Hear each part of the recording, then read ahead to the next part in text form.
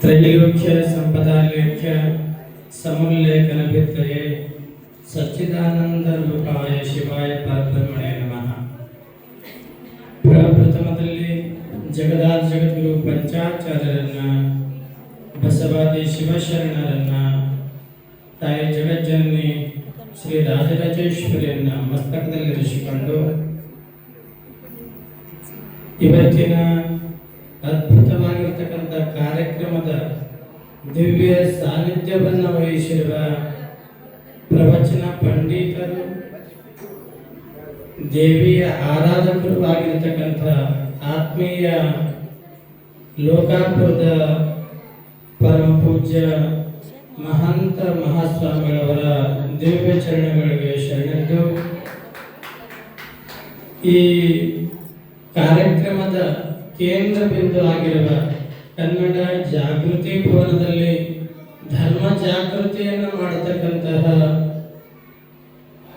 ಸಮಾಜವನ್ನ ಜಾಗೃತಿ ಮಾಡತಕ್ಕಂತಹ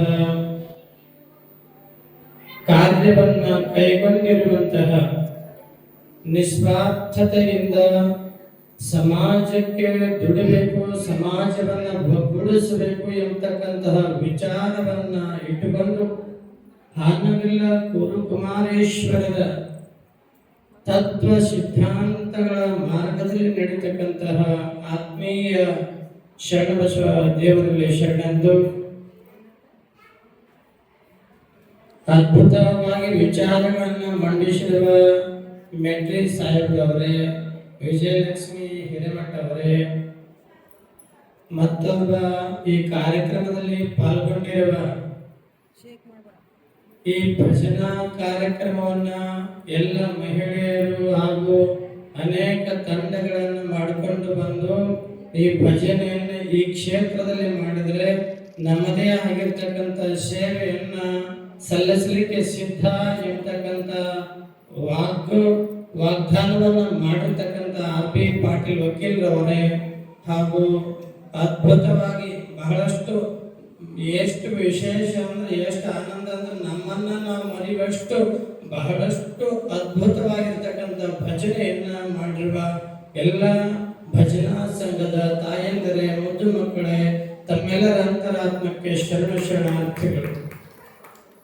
ಇವತ್ತು ನಮ್ಮ ಶರಣ ಬಸವ ದೇವರು ಬಹಳಷ್ಟು ಪ್ರಯತ್ನ ಇಷ್ಟು ನಾವು ಈ ಕಾರ್ಯಕ್ರಮ ಏನ್ ಅನ್ಕೊಂತೀವಿ, ಬಹಳ ಸರಳ ಅಂತ ಅನ್ಕೊಂತೀವಿ. ಈ ಕಾರ್ಯಕ್ರಮಕ್ಕೊಂದು ತಿಂಗಳಿಂದ ಅವರು ಪ್ರಯತ್ನ ಪಟ್ಟು ಸಮಾಜವನ್ನು ಒಗ್ಗೂಡಿಸಬೇಕು, ಹಾನಗಲ್ಲ ಗುರುಕುಮಾರೇಶ್ವರರ ತತ್ವ ಸಂದೇಶಗಳನ್ನು ಜನರಿಗೆ ತಿಳಿಸಬೇಕು ಎಂಬುವ ವಿಚಾರ ಇಟ್ಟುಕೊಂಡು ಭಜನಾ ಸಂಘ ಪ್ರಾರಂಭ ಮಾಡೋದ್ರ ಜೊತೆಗೆ ಧರ್ಮ ಜಾಗೃತಿಯನ್ನು ಮಾಡಿ ಮನಸ್ಸನ್ನ ಒಗ್ಗೂಡಿಸುವಂತಹ ಕಾರ್ಯ, ಜೊತೆಗೆ ಎಷ್ಟೊಂದು ಅಸ್ವಸ್ಥತೆಯ ಮೂಲಭೂತ ಸೌಕರ್ಯಗಳು ಇಲ್ಲದೆ ಇರತಕ್ಕಂಥ ಒಂದು ಕ್ಷೇತ್ರದಲ್ಲಿ ಬಹಳಷ್ಟು ಪರಿಶ್ರಮ ಪಟ್ಟು ಎಷ್ಟೊಂದು ನಿಸ್ವಾರ್ಥತೆಯಿಂದ ಮಾಡ್ತಿದಲ್ಲ, ನಿಜಕ್ಕೂ ಕೂಡ ಶ್ಲಾಘನೀಯ ಎಂತಕ್ಕಂಥ ಮಾತು. ಅವರ ಕಾರ್ಯ ಸಣ್ಣದಲ್ಲ ಎಂತಕ್ಕಂಥ ಮಾತನ್ನು ಹೇಳ್ತಾ ಬಹಳಷ್ಟು ಸುಂದರವಾಗಿರ್ತಕ್ಕಂಥ ವಾಕ್ಯ, ಭಜನೆಯ ಬೆಳಕಿನಲ್ಲಿ ವಿಭಜನೆಯ ಬೆಳಕು, ವಿಭಜನೆಯ ನೆರಳು ಮಾಯ ಎಂಬತಕ್ಕಂಥ ಒಂದು ಸಂದೇಶವನ್ನ, ವಿಷಯವನ್ನ ಇಟ್ಟಿದ್ದಾರೆ. ವಿಭಜನೆಯ ನೆರಳು ಅಂತಂದ್ರೆ ಈ ಜಗತ್ತಿನಲ್ಲಿ ಎಲ್ಲವೂ ಎರಡಿದೆ. ನಮ್ಮ ಮನಸ್ಸಿನಲ್ಲಿ ಕೂಡ ಎರಡು ಮನಸ್ಸಿದಾವೆ, ಭಾವದಲ್ಲಿ ಕೂಡ ಎರಡಿದಾವೆ, ಸಮಾಜದಲ್ಲಿ ಕೂಡ ಎರಡಿದಾವೆ. ಅಂತಹ ಎರಡನ್ನ ತೊಲಗಿಸಿ ಒಂದನ್ನ ಮಾಡುವಂತಹದ್ದೇ, ಒಂದನ್ನ ಮಾಡುವಂತಹ ಶಕ್ತಿ ಯಾವ್ದಾದ್ರೂ ಇದ್ರೆ ಅದು ಭಜನೆಗೆ ಮಾತ್ರ ಅಂತಕ್ಕಂಥ ಮಾತನ್ನ ಹೇಳಿ, ಎಲ್ಲಿ ಬೆಳಕಿರ್ತದ ಅಲ್ಲಿ ನೆರಳು ಇರೋದಿಲ್ಲ. ನೀವು ನೋಡ್ಬೇಕಾದ್ರೆ ಸೂರ್ಯ ಪ್ರಕಾಶಮಾನವಾಗಿ ಸ್ಟೇಟ್ ಮಧ್ಯದಲ್ಲಿ ಬಂದ್ರೆ ಯಾವ್ದಾದ್ರು ನೆರಳು ಇರ್ತದನ್ರಿ? ಇರೋದಿಲ್ಲ. ಹಂಗ ನಮ್ಮಲ್ಲಿ ಕೂಡ ಜ್ಞಾನದ ಬೆಳಕು ಬಂದಾಗ, ನಮ್ಮಲ್ಲಿ ಕೂಡ ವಿಶೇಷವಾದ ಪ್ರೀತಿ ಭಾವ ಮನಸ್ಸು ಒಂದಾದಾಗ ಎಲ್ಲ ಈ ಬೆಳಕಿನಲ್ಲಿ ಏನು ಒಂದಾತು ಅಂತಂದ್ರ ಆ ವಿಭಜನೆ ಎಂತದ್ದು ವಿಭಜನೆ ಅಂತಕ್ಕಂಥದ್ದು ತೊಲಗಿ ಎಲ್ಲವೂ ಒಂದೇ ಇರ್ತದ, ಒಂದೇ ಮನಸ್ಸು, ಒಂದೇ ಕುಟುಂಬ, ಒಂದೇ ಭಾವ, ಒಂದೇ ಸಮಾಜವನ್ನ ನಿರ್ಮಾಣ ಮಾಡುವಂತ ಶಕ್ತಿ ಯಾವ್ದಾದ್ರೂ ಇದ್ರದ ಭಜನೆಗೆ ಅಂತಕ್ಕಂಥ ಮಾತನ್ನ ಮತ್ತೊಮ್ಮೆ ಹೇಳಿ ಈ ಒಂದು ನಮ್ಮ ಆರ್ ಬಿ ಪಾಟೀಲ್ ಸಾಹೇಬ್ರು ಹೇಳಿದ್ರು. ವಿಶೇಷವಾಗಿ ಇಲ್ಲಿ ಸ್ವಲ್ಪ ಸಾಹೇಬ್ರ ಮೈಕಿನ ಅವಶ್ಯಕತೆ ಭಾಳ ಐತಿ. ನಾವು ಪಾಪ ಮೈಕ್ ತಂದ್ವಿ, ಅಲ್ಲಿ ಗಡ್ಡಿಯಿಂದ ಮೈಕ್ ತಂದ್ವಿ. ನಿಮ್ಮ ಕಡೆಯಿಂದ ಒಂದಿಷ್ಟು ಮೈಕ್ ವ್ಯವಸ್ಥೆ ಮತ್ತು ಹಾರ್ಮೋನಿಯಂ ತಬಲಾ ನಮ್ಮ ಮಾತೆಯರಿಗೆ ಒಂದು ನೀವು ಕೊಡೋದಾದ್ರೆ ನಿಜಕ್ಕೂ ಕೂಡ ತಮ್ಮ ಸೇವೆ ಶಾಶ್ವತವಾಗಿ ಆ ಕುಮಾರೇಶ್ವರನ ಆಶೀರ್ವಾದ ಇರ್ತದೆ ಅಂತಕ್ಕಂಥದ್ದನ್ನ ಹೇಳಿ ನೋಡ್ರಿ. ಎಷ್ಟು ಸಹೃದಯ ಅವರು ನಮ್ಮ ಪಾಟೀಲ್ ಸಾಹೇಬ್ರು ಒಂದೇ ಮಾತವ್ರು ಮಾತಿನೊಳಗೆ ಹೇಳ್ಬಿಟ್ರು. ಅವ್ರು ಬಹಳ ಖುಷಿ ಪಟ್ರು. ನಿಮ್ಮ ಭಜನೆ ಕೇಳಿ ನಾವು ಅಷ್ಟಲ್ಲ, ಅವರೆಲ್ಲರೂ ವೇದಿಕೆ ಮೇಲೆ ಇದ್ದರು, ಮುಂದಿದ್ದರು, ಎಲ್ಲರೂ ನಮ್ಮನ್ನು ನಾವು ಮರ್ತಿದ್ದಕ್ಕಾಗಿ ಇವತ್ತು ನಿಸ್ವಾರ್ಥದಿಂದ ಅವ್ರು ಜೋರಾಗಿ ಚಪ್ಪಳ ಇನ್ನು ಹೆಚ್ಚು ಸೇವೆಯನ್ನು ಮಾಡುವಂತ ಶಕ್ತಿ ಅವ್ರಿಗೆ ಬರಲಿ ಅಂತ ಒಂದು ಸೇವಾ ಮನೋಭಾವ ನಮ್ಮೆಲ್ಲರೂ ಬರಬೇಕು. ತಾಯಂದ್ರು ಈ ಒಂದು ಅವಕಾಶಗಳನ್ನ ಬಳಸ್ಕೋಬೇಕು. ನೋಡಿ, ನೀವು ಇವತ್ತೆಲ್ಲ ಎಷ್ಟು ಪರಿಶುದ್ಧ ಮನಸ್ಸಿನಿಂದ ಕುಂತೀವಿ, ಹೌದಲ್ರಿ? ಯಾವ್ದು ಧಾರಾವಾಹಿ ಜಂಜಾಟ ಇಲ್ಲ. ಮೇನ್ ಅದ ಡಿಜಿಟಲ್ ಮಾಧ್ಯಮ ಬಂದ ಮೇಲೆ ಪ್ರತಿಯೊಬ್ಬರ ಮನಸ್ಸು ಭಾವ ಎಲ್ಲ ಕೆಟ್ಟು ಬಿಟ್ಟೈತಿ.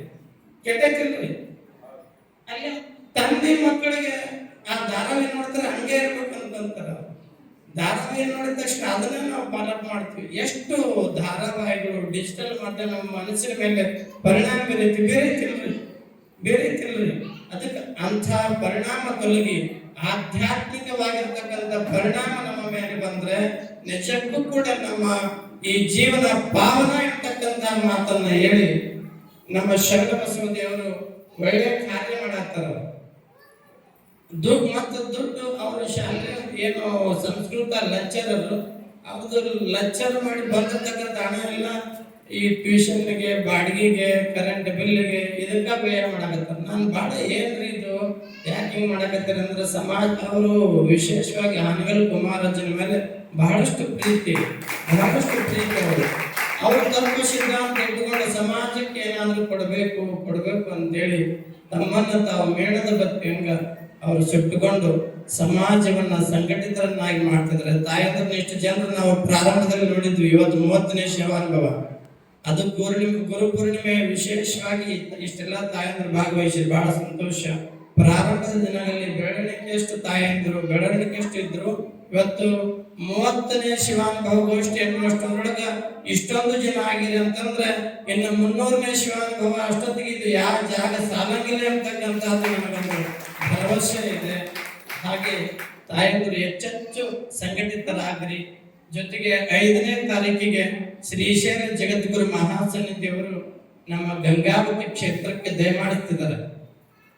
ಆ ಸಮಯದಲ್ಲಿ ಎಲ್ಲ ತಾಯಂದರು ಈ ಭಜನಾ ಮಂಡಳಿಯವರು ಅಲ್ಲಿ ನೀವೆಲ್ಲ ಸೇವೆ ಮಾಡುವಂತಹದ್ದಾತಂದ್ರೆ ಅಲ್ಲಿ ತಮಗೊಂದು ಅವಕಾಶವನ್ನ ನಾವು ಕೊಡಿಸ್ತೀವಿ ಅಂತಕ್ಕಂಥದ್ದನ್ನ ಹೇಳಿ, ಜೊತೆಗೆ ಲಿಂಗಾರ್ಚನೆಗೆ ಸಂಬಂಧಪಟ್ಟಿರ್ತಕ್ಕಂಥ ಒಂದೆರಡು ಹಾಡುಗಳನ್ನ ತಾವು ಕಲಿರಿ.